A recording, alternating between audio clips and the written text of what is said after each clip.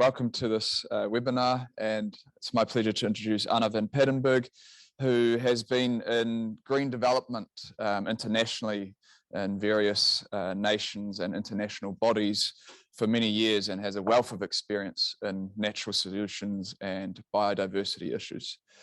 And today she's going to talk to us about what does biodiversity have to do with sustainable investments. So Anna, over to you. Thank you for coming. Thank you, Sebastian. Pleasure to be here. Great to meet you here. And what is this finance? Is it on? Is it on? You guys see it? Maybe just flip this bit around. So the mic's not hiding behind it. Let's try. So, up.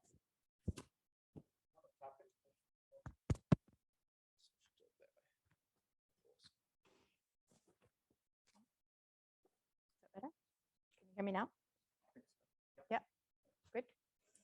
Right, good to be here. Thank you, Sebastian, for the intro, and good to meet all of you students here doing third year finance and others who've joined from the CEF group as well as online.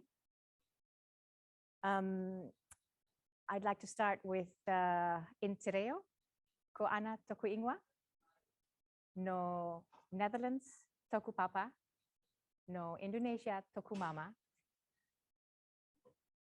I whanau aho I te Papua New Guinea, kei tamaki makoro aho e noho ana.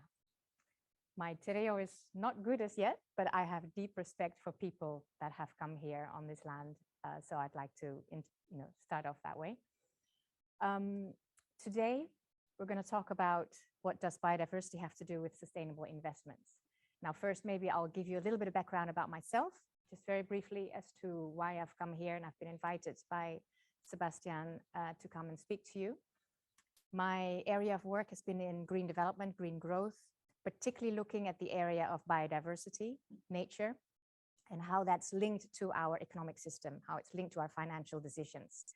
All these decisions that are being made financially has a huge impact as to how we are looking after nature, what happens to nature. And the severity of biodiversity loss that we face today is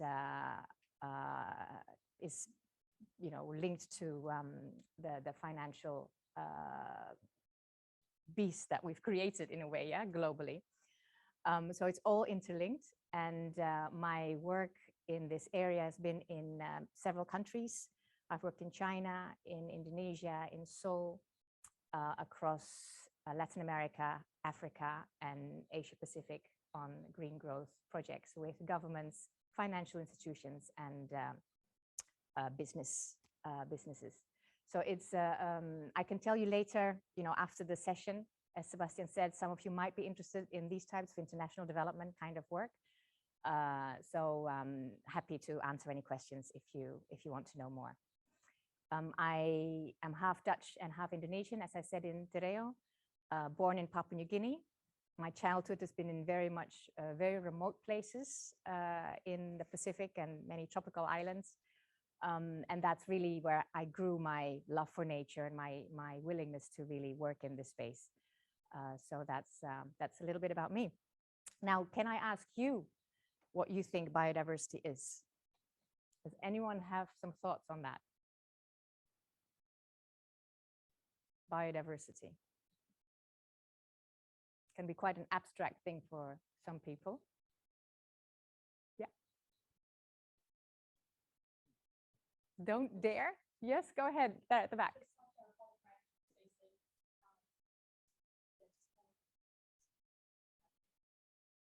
Yeah.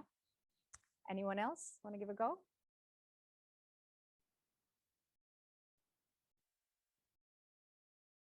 Yeah.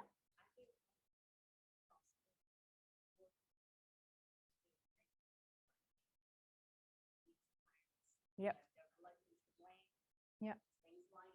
Okay, good. Yeah. Good. Well, you've touched on areas of that, and we'll dig in a little deeper in a moment. And the link of biodiversity and finance. Who sees the link between biodiversity and finance? aren't they two completely different disciplines?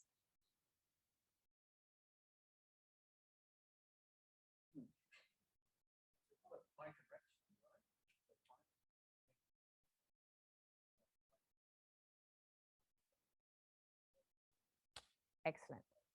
Yes, yes, good. We'll, we'll dig into that more as well. So it's good to get into that thinking space because these are disciplines that commonly don't talk to each other. And it's important that we break that silo, you know, that we really see we all add value and we are all, you know, bringing something to the table. Good, so let me move on to first to tell you a little bit about the history of sustainable development. Where you may have known about the climate convention, the UNFCCC, the COPs that are happening every year, that culminated to the Paris agenda. Most of you will know that, I presume. Yeah, that's quite common now, known by people, climate change, becoming a big topic globally. And one of the UN, this is the United Nations Convention on Climate Change was one of the conventions that was started up in 1992 at the Rio Summit. It was called the Earth Summit. But don't forget, there were two other conventions that started off at exactly that same time. And that's the Convention on Biodiversity and the Convention to Combat Desertification. We've always heard about climate change and the COPs. People started to hear about the word COP, thinking it's only linked to climate change. But all these conventions have COPs. COPs is Conference of Parties, where these governments meet together. This is under the UN system, and they meet together and they set, you know, strategies, targets, and agreements to move forward. So under the UN Framework Convention of Climate Change, these COPs have happened on a yearly basis. There is the IPCC, you would have heard of, IPCC, the group of scientists that is linked to that climate convention. There's also similar type of setups for these other conventions. The one for biodiversity is called IPBES, and that deals with biodiversity and ecosystem services. So they are a scientific panel that is linked up with this convention and tries to set these targets moving forward. So their climate is on the agenda of the Rio Summit. Biodiversity was on the agenda of that Rio Summit, and the UNCCD, which is the desertification one, now more called land degradation, was also part of a key convention that came out of the Rio Declaration in 1992. Yes. I'm surprised those two aren't merged. Very good point. That's exactly what I wanted to trigger by showing that this all happened in 1992. Now, there is a history that goes way back. Maybe I'll share with you now, but the next slide gives a bit more depth around the whole sustainable development. But it's not just these two should be merged, the biodiversity, land degradation, even climate. To me, there's a link with climate as well. And what don't we see here? Oceans. And this year, they are still struggling to get an agreement around oceans. So these are all very politically sensitive topics because these countries need to work together, stakeholders need to work together. But these three came onto the agenda and have worked in silo, unfortunately. You know, and that is our biggest issue. It's not just with financiers that work only, you know, with financiers. It's also those scientists, you know, that think of biodiversity work on its own. The ones who think of desertification have been working on their own. Climate scientists work on their own and think of carbon. So all of this really should have been merged and interconnected much earlier than now it's coming up. So now things are changing, and that's probably thanks to more thinking around green economy, which came out in the Rio +20. So here, this is just to highlight to you that 1992 wasn't the beginning of it all. It went all the way back.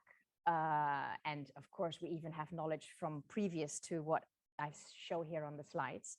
But you can see at the very left here, in the 1700s, there is silvicultura article being developed, and that's really about a system where trees and commodities, crops growing, you know, as an agricultural value comes into one system.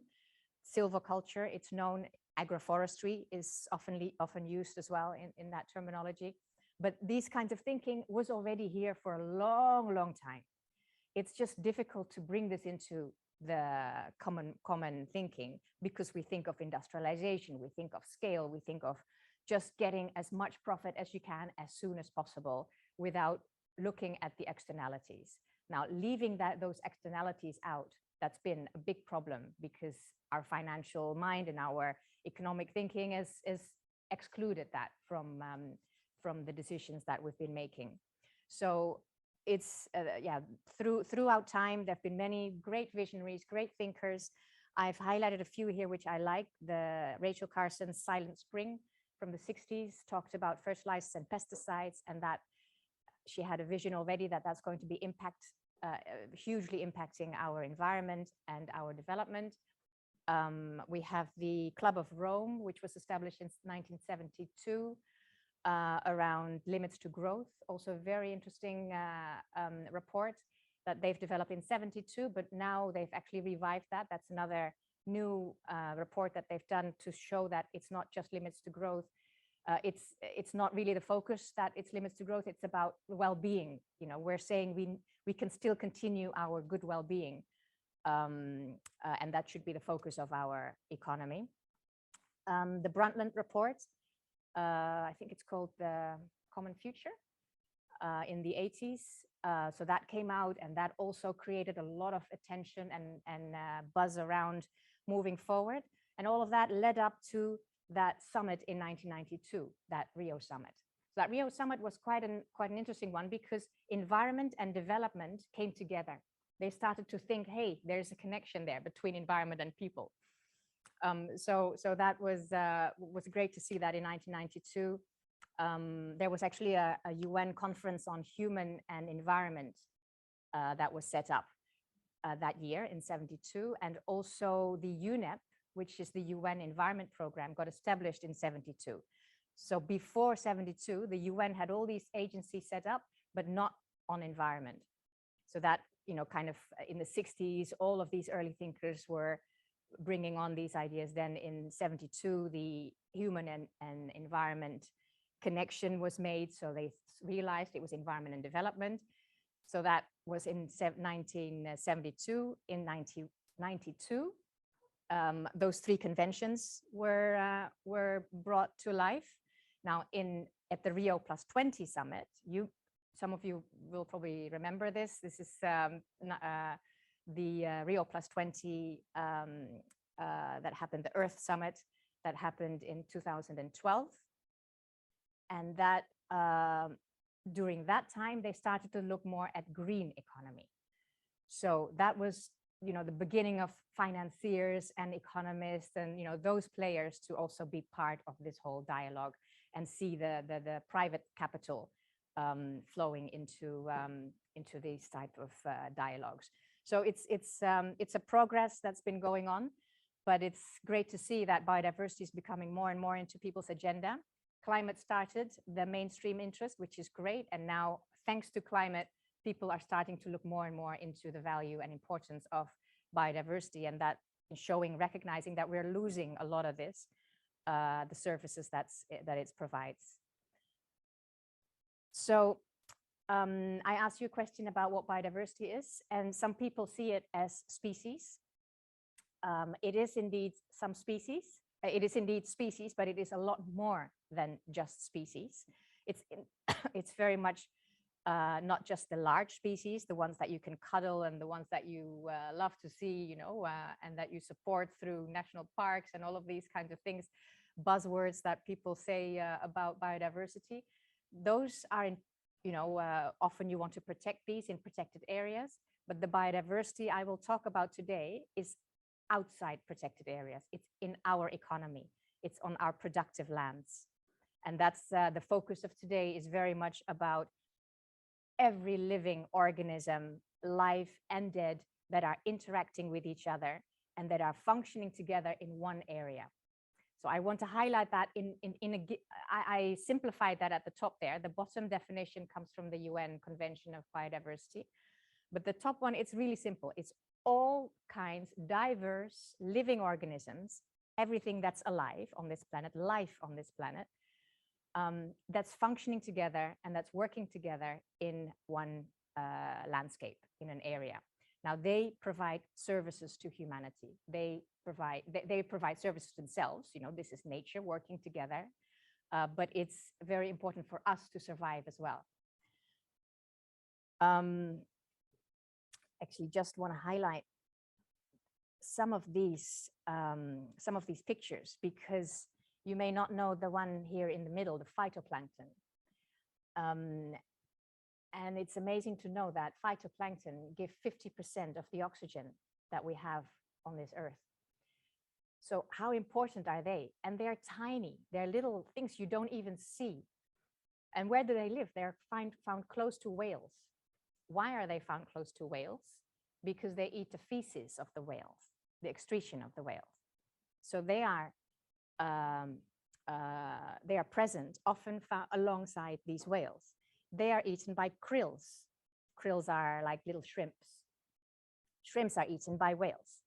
So biodiversity is not just life of these species alone. It's a connected food web that they're living in. It's, you know, it's that is also part of this whole biodiversity.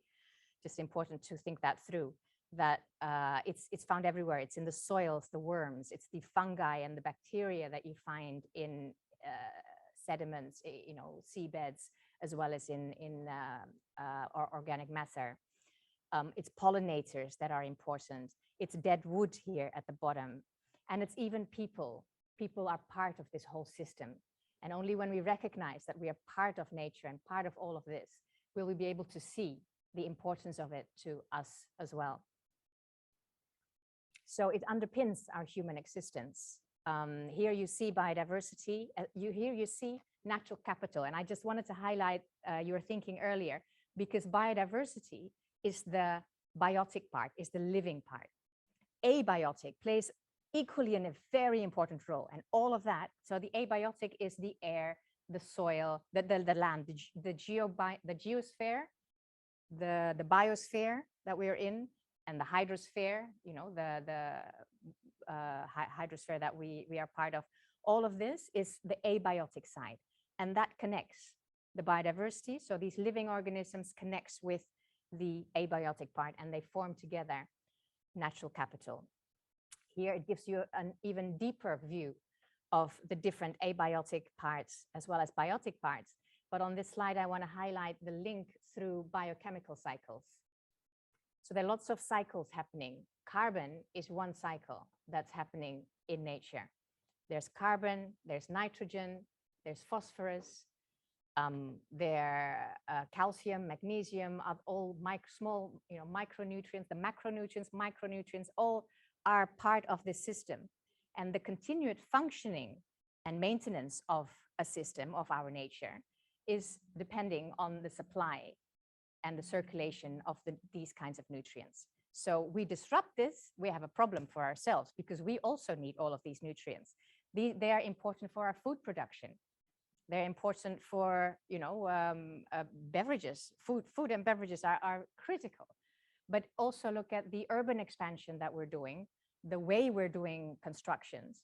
All of that is impacting on a lot of these cycles that are happening in nature. So we have to see this biodiversity and natural capital as something much more holistic than we see if we only think of one particular species, for example.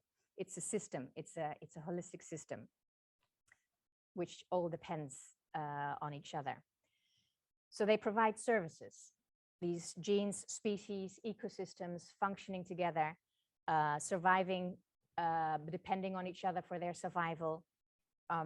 They provide services for us, which could be regulatory, like climate, micro climate as well. It could be for filtering of water, all of these values and services that is provided by nature. It provides for shelter, it provides us with raw materials, but it also provides us with a range of other things that we don't immediately see as a raw material. It could be a service like a pollination service that is important for coffee industry or another commodity. Yeah, so it's biodiversity matters. So nature itself will find its equilibrium. They wouldn't care less. It gets distorted all the time, and it'll find back a space, a place of where it can be in equilibrium. But for us as humans, we need nature to be in a certain stable condition so that we can actually benefit from it. It's our only life support system. This way of drawing, I don't know if you've seen these before, but it shows the safe operating space for humanity. We have 9 boundaries and we're already overshooting some of them.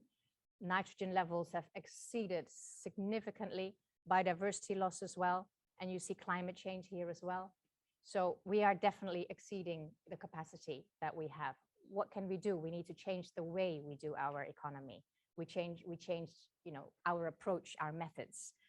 The right diagram here, I quite like from Mace because he emphasized that biodiversity sits at the core of all of these functions, or all of these other boundaries.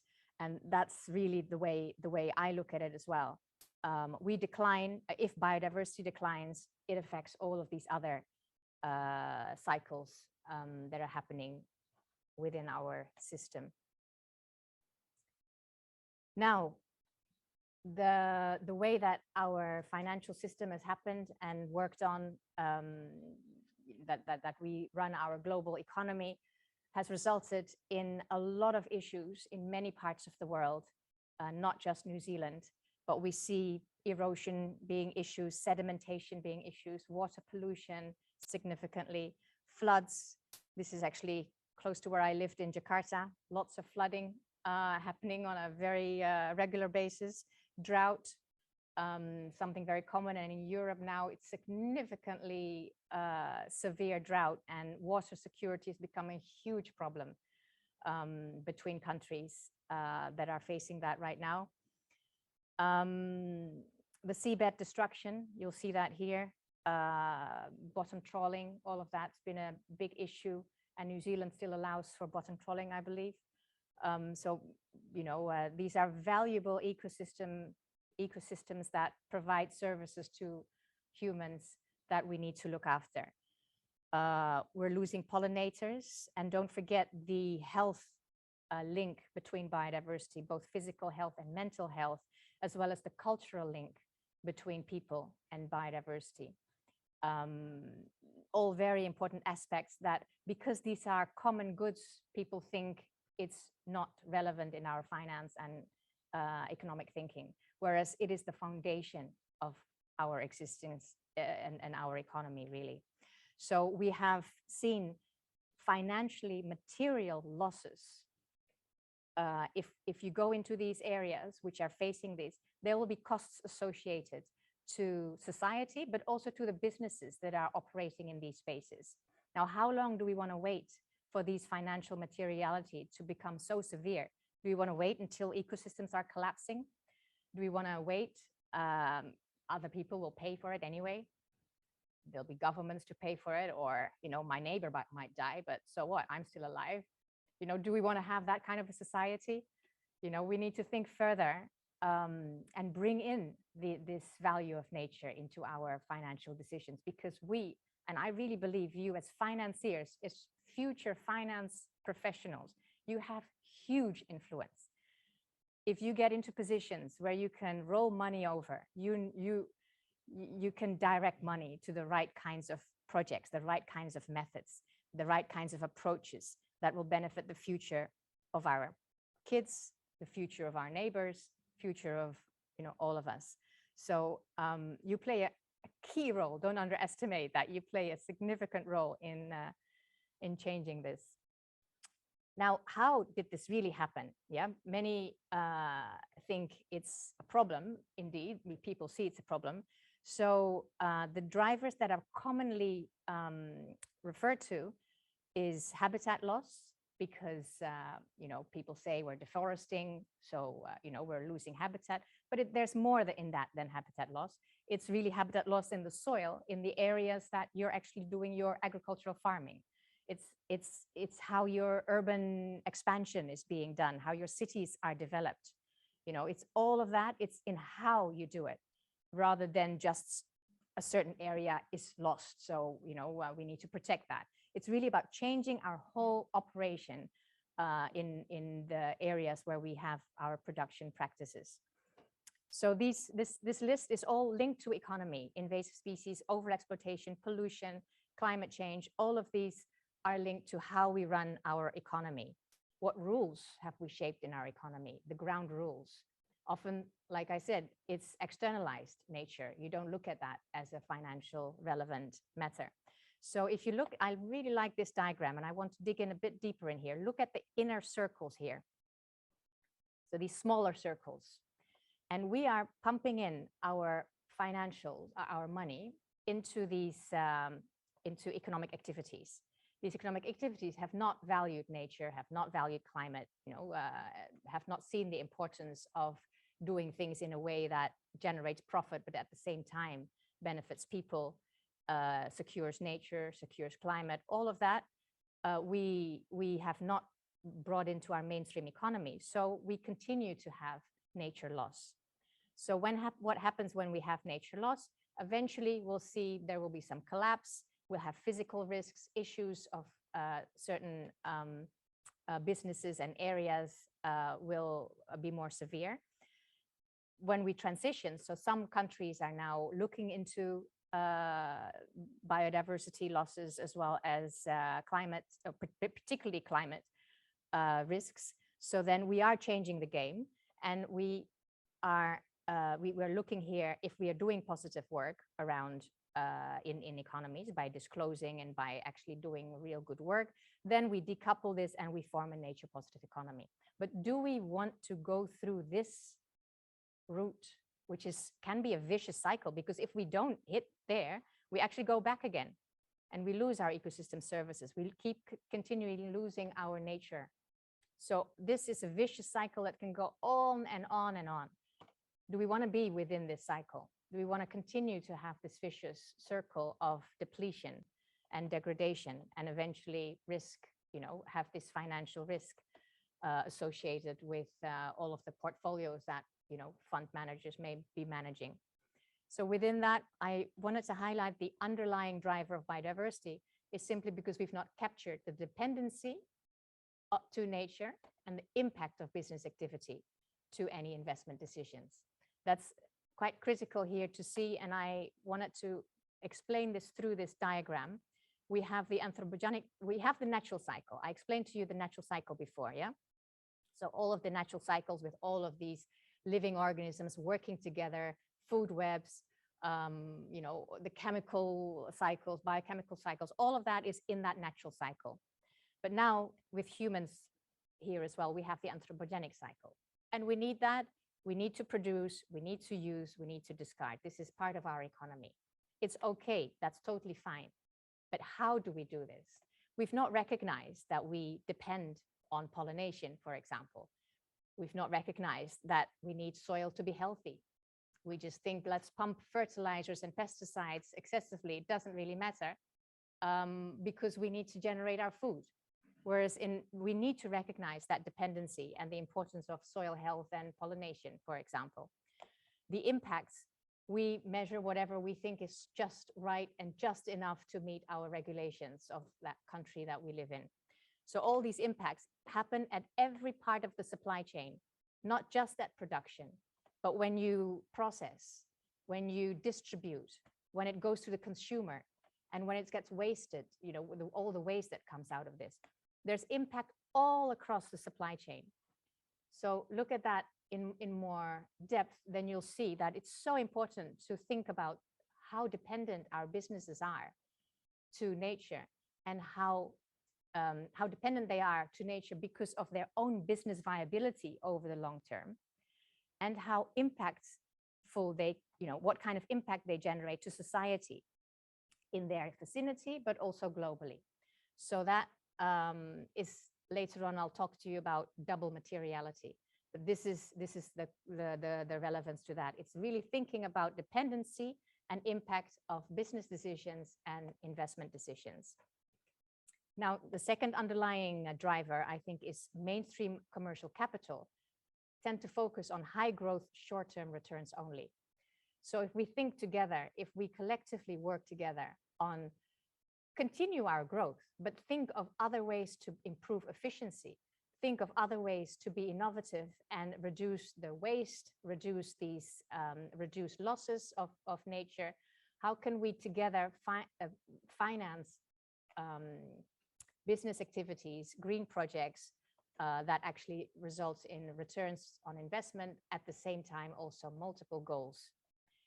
Now we have instruments, and economic instruments, financial instruments have been around for a long time. Often they have actually contributed in degrading our nature and impacting people. It's quite unfortunate that that's been the way it's happened, but we are now already seeing in the climate space, there are great financial instruments that have been helping green companies to move in that direction. The same thing can happen also around nature and all the sectors that have an impact around this and depend on nature. So there's an urgency to reverse these drivers, disclose risks and invest in opportunities. So capital spent towards reversing nature loss should be really seen as an investment. And this is that internalizing this externality back into the system, what we've really put aside for 2 centuries, whereas these are the last century was really so critical for us to really bring this in, but we just forego that. I think many people were thinking after the war, let's just get the economy going. Fair enough, they had a really difficult time, the 2 wars globally, but nonetheless, it was a wrong decision, I believe, to not start to really internalize these important values to us. We need to reorient commercial capital towards portfolios and business models which deliver nature positive outcomes, and support those pioneers, those who take risks. Many people don't like change. So the ones that do, give them a pat on the back and help them to really make the change at scale. These are the catalysts to change us towards a green economy. Now here I wanted to show that all sectors play a role. Many people think it's really just the ag industry, the forest industry that's relevant to biodiversity. And it's really not. The biggest issue is in the way we consume, the way our lifestyles are, the way we construct. Think of our clothing, our footwear, our makeup, all the beauty products that are all around us. Where did that come from? So always think about the materials that we need to produce the economy that we have right now, as well as the food and the drinks that we also have on a day-to-day basis. So all of these industries are important. I've highlighted the ones that have a principal direct link to a decline or a dependency on nature: agriculture, food and beverages, automotive industry, the aviation and travel industry, chemicals, advanced materials. They can have a huge impact. So many are now moving towards biomaterials, bio-produced plastic, all of those. Energy, utilities, infrastructure, urban development, lots of links there. Mining and metals, oil and gas, retail, consumer goods and lifestyle, and the supply chain all have links to biodiversity loss, and all can actually play a role in transitioning to a greener economy. Now here, banking sectors, the ones involved in finance, banking and investors, asset managers, they are seen as an enabler in this particular document of the World Economic Forum. I see them as playing an even greater role than all the other sectors that are there, because they finance them. So again, you guys have an important role to play if you look at this. All of these sectors that are there, they depend on money. They need money. So these sectors play a key role.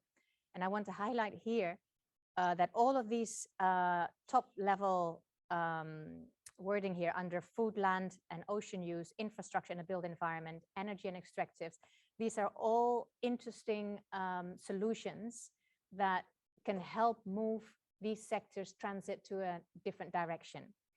I won't go through them all separately, but it's often related to regenerative way of running businesses. So if it is related to lands or oceans, it's about regeneration and bringing, looking at your system rather than a monoculture system, looking at a diverse, diverse system to produce your food and other commodities and services. It talks about our consumption patterns. And here I want to also highlight diversifying of our own diets. That's quite important as well to think through. There's so many varieties of rice, did you know? About 20 or more than 20. And the only ones that got get cultivated are 2 species. The same with grain and wheat and all of this. We tend to just focus on that particular one that was mainstream, and we don't think further. You know, what is there out there that can diversify these types of these types of food sources as well, so that we don't that at the same time we can strengthen our resilient environment as we grow our food. So you know, our consumption, looking at how we consume and diversifying this is quite critical. Maybe I'll highlight this. I went to a bioeconomy conference a couple of years ago in Berlin, and I learned about all of these diverse food sources, even from insects. So, and they were telling us, yes, it's because you know, in the future, we can diversify. The young generation can try and taste these new products, but us, we just feel, oh, I can't eat cricket pasta. You know, that sounds weird, that sounds strange, that would taste horrible. But if we look into diversifying this, the next generation might be more common to the different types of produce that is out there. And yeah, these are very interesting innovations that are coming out in food sectors, in biomaterial sectors. Seaweed is a booming business coming up now. Now let's, you know, it's good for the carbon sequestration, but it's good for various other things within the system, as long as we then don't end up monoculturing seaweed. So think of an integrated system where it can help generate profit as well as benefit various other environmental and social outcomes. So yeah, these we'll talk through a little bit more in a moment about some of these solutions. But it's good to see that there's hope. The WEF, the World Economic Forum, has put biodiversity as number 3 of the most prominent risk in their last report. This is this year's report. It's been on this list since 2020, so it's good to see that that it's highlighted as a key risk area, and that we need to pay attention to it. It highlights the urgency of our exposure to a multitude of financially material risks to the economy.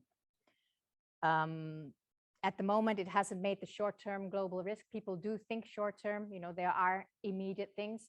I see this already as a short-term risk because we need to fix this now if we want to make sure we have a better future for our children and our neighbors.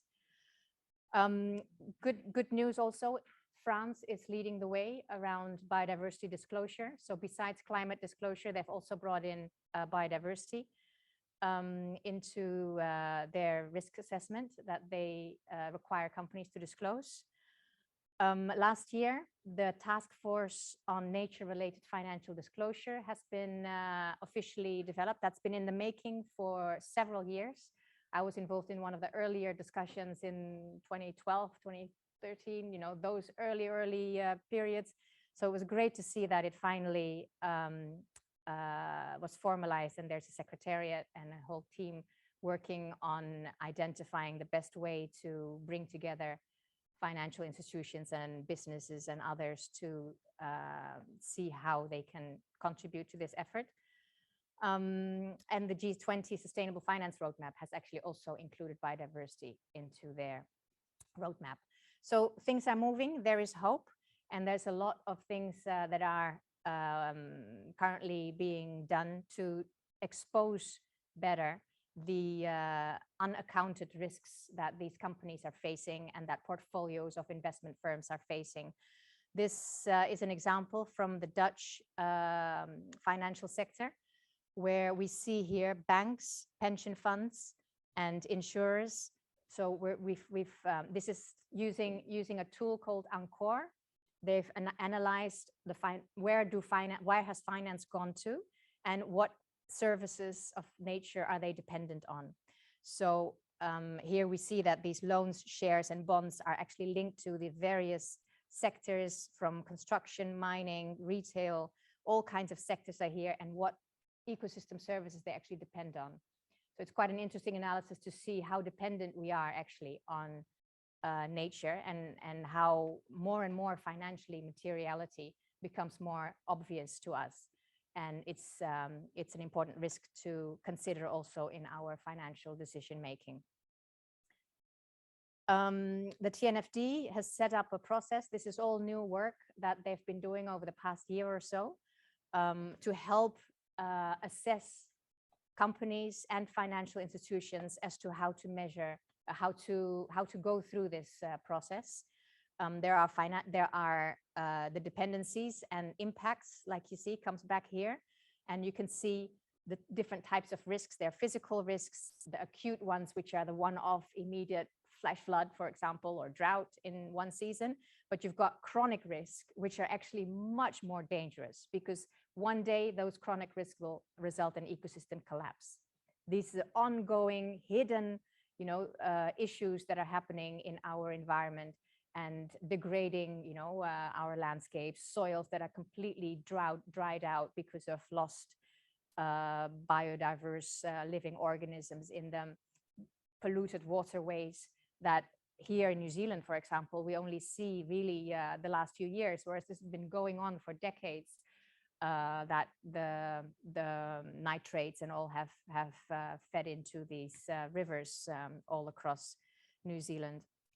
So it's important to look at these different kinds of risks. Transitional risks are related to if governments are making a policy and making this mandatory, then it helps you in transitioning to that. And if you don't transit, same as the climate, same as the TCFD type of work, the climate disclosure, you will have more reputational issues. You will have more, liquidity issues, because people may not want to finance your company.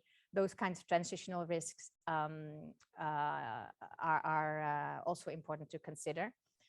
And I've just talked about systems risk. So the actions that these companies can make and bring into their disclosure in the financial statements, some that may not be able to monetize, bring that into the non-financial statements, and then assess your risks and opportunities that can come with moving in this direction.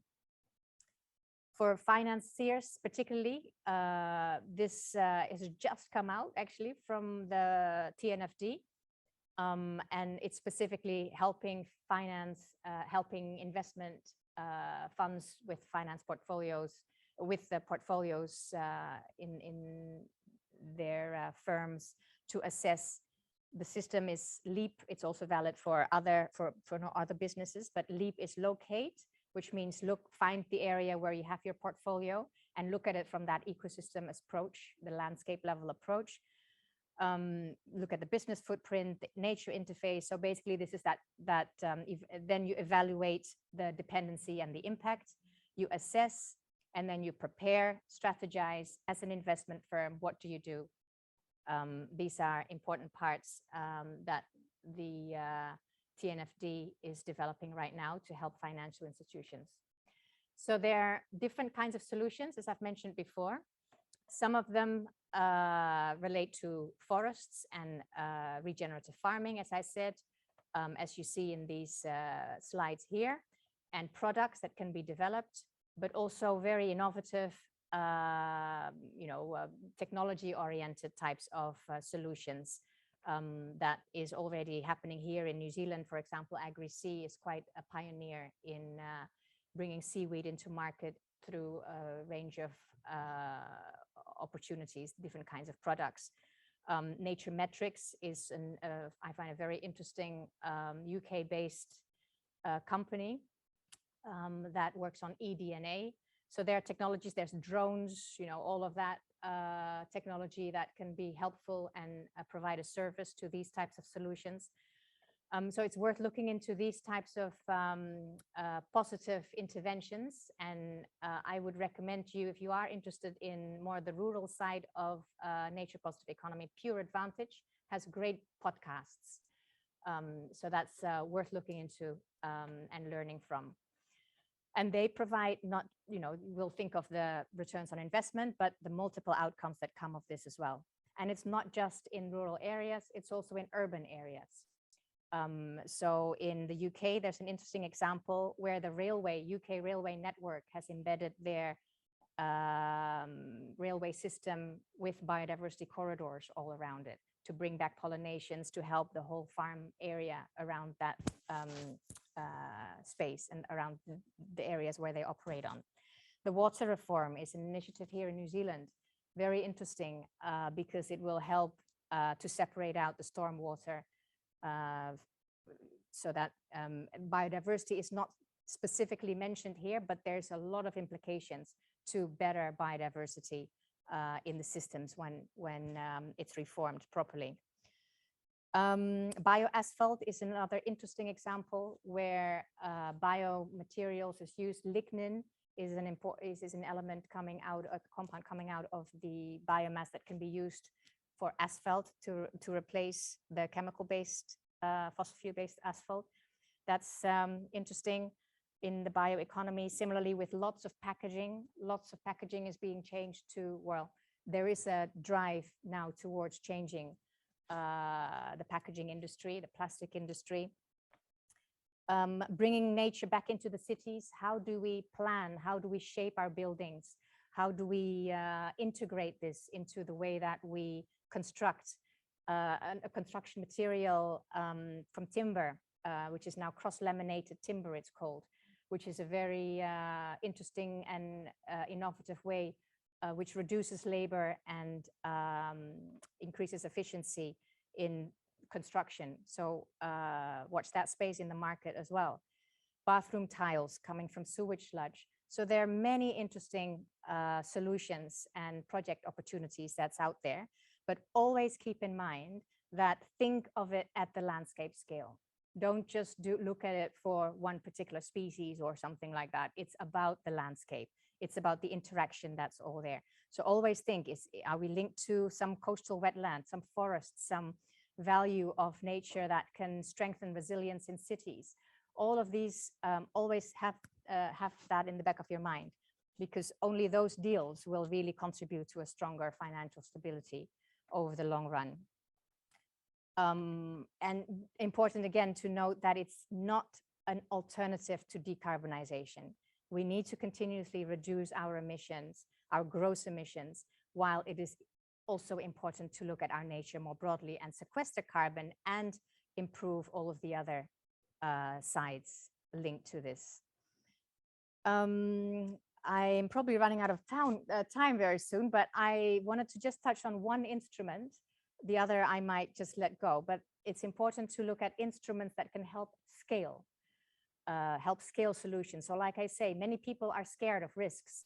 They're scared of change, so they don't dare to take risk. And instruments can help make that change. So if government and private sector work together, then and capitalize these type of pioneers, then it can help change the game. This example was one our team from my previous work, GGGI, worked on with a few other groups in Colombia. And it's a very simple setup really, where the banks would take the guarantee as well as development partners so that a local bank can provide low interest, low payable interest rates and incentives to reconvert their livestock cattle farm. Because there was an intensive livestock cattle farm, it was encouraging reconversion to forest and agroforestry, but they needed support, get this done. And it was linked to targets, linked to carbon targets, linked to biodiversity targets. So these are interesting trials that are happening to actually help make change at scale. I may not touch on this very long, but in Mexico, there was insurance financial instrument set up to help where the hotel owners would pay a premium to ensure that coral reefs are managed and maintained where they basically are.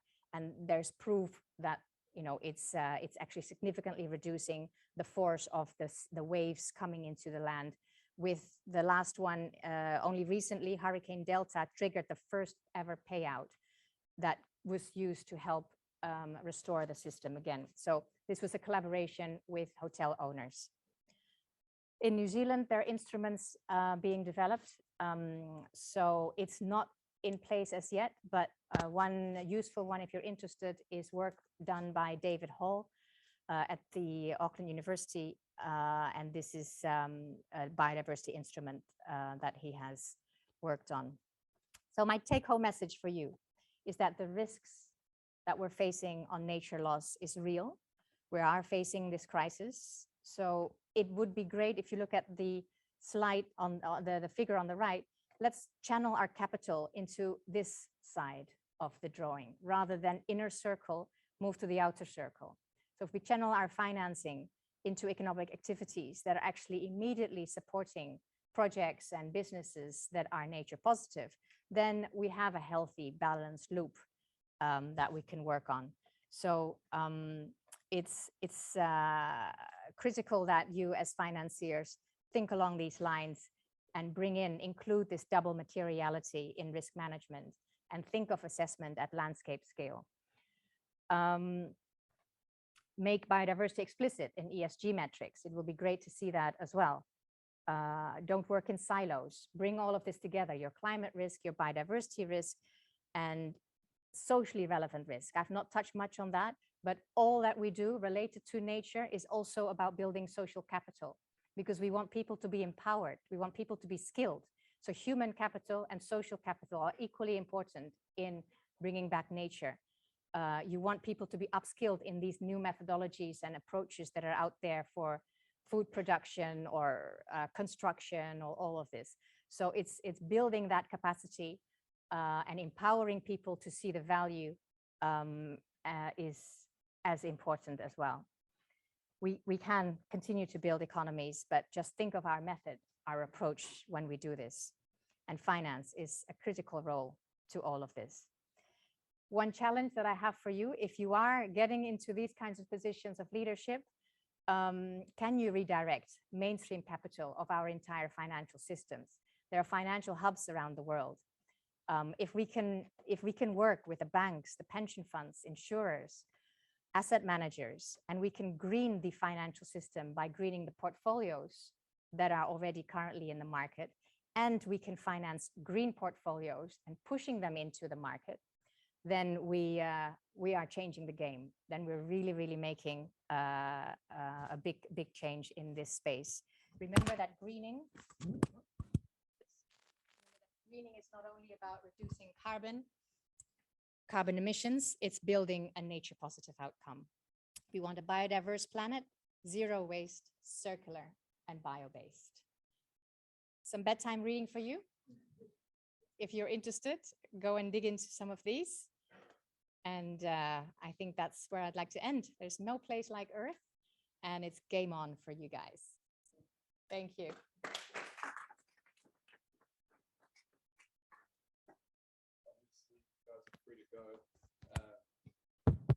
If anyone has maybe one or two questions, now's a good time. Otherwise, we'll say goodbye. Anyone got a question quickly before we run off? No? Okay, we'll leave it there. Oh, maybe one question. Do you think there's currently any data on the biodiversity impact of companies when we're looking at and doing our investing? Is there any data sources we can use when we're looking at companies like Tesla, Apple, etc., in our portfolios to assess their impact on biodiversity? Yeah, there are some, a group that collects a lot of these kinds of data is the OECD. Have you gone into their website? They have also, there's a whole biodiversity area in there. So that might be one of the sources. Yeah, I think I have a few links that I can share because this is data that's being developed and brought together by various groups right now. Cool. All right, thank you, Anna, and thank you all for coming. And I'll see you guys after the mid-semester break.